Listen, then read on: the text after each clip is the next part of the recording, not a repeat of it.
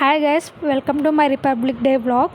నేను ఈసారి long weekend వచ్చిందని మా నేటివ్ కర్నూలుకి వెళ్ళిపోయా. మా కర్నూలుకి ఫేమస్ ఈ కొండారెడ్డి బుర్జు.